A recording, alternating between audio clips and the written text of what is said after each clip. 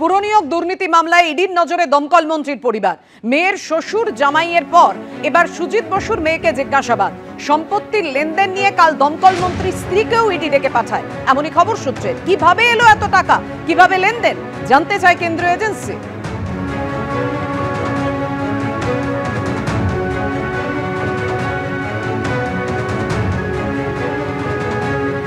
পুরনিয়োগ দুর্নীতি মামলায় ইডির নজরে দমকল মন্ত্রীর পরিবার। মেয়ের শ্বশুর জামাইয়ের পর এবার সুজিত বসুর মেয়েকে জিজ্ঞাসাবাদ ইডি।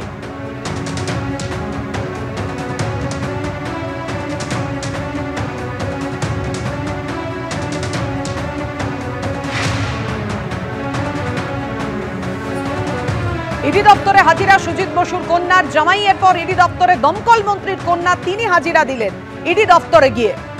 পুরো নিয়োগ দুর্নীতিতে আপনারা জানেন দমকল মন্ত্রীর পরিবারকে তলব করেছে এনফোর্সমেন্ট ডিরেক্টরেট।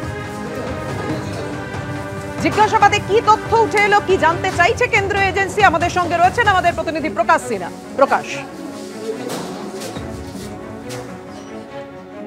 দেখো আমরা দেখতে পাচ্ছি 3.5 ঘন্টা হয়ে গেছে দমকল মন্ত্রী সুজিত বসুর কন্যা, তাকে কিন্তু জিজ্ঞাসাবাদ করছেন ইডি আধিকারিকরা। তার বয়ান রেকর্ড করা হচ্ছে।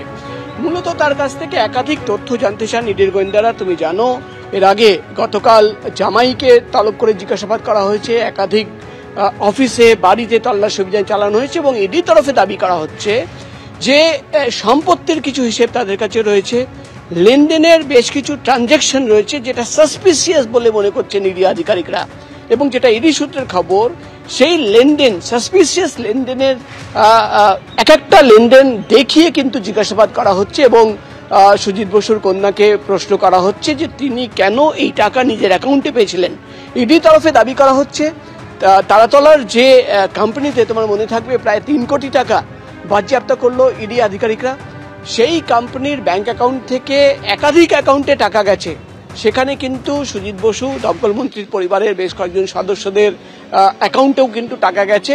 এবং সেই টাকা তারা কেন নিয়েছিলেন, কেন অ্যাকাউন্টে টাকা নিয়েছিলেন, তার জন্য সেই কোম্পানির সঙ্গে কি চুক্তি ছিল এবং কি সার্ভিসেস সেই কোম্পানিকে দিতেন, একাধিক প্রশ্ন রয়েছে যার উত্তর কিন্তু চান ইডির গোয়েন্দারা। পাশাপাশি সম্পত্তির কিছু হিসেব রয়েছে, সেই সম্পত্তি কেনার জন্য সোর্স অফ ইনকাম কি ছিল, টাকা কোথায় থেকে আসলো, সেই তথ্য জানতে চান ইডি আধিকারিকরা। এবং একাধিক প্রশ্ন রয়েছে, আজকে কন্যাকে, আগামীকাল সুজিত বসুর স্ত্রী এবং পরশু সুজিত বসুর ছেলে সমুদ্র বসুকেও কিন্তু তলব করা হয়েছে, এমনই খবর আমরা ইডি সূত্রের মারফত জানতে পারছি। ধন্যবাদ তোমায় প্রকাশ।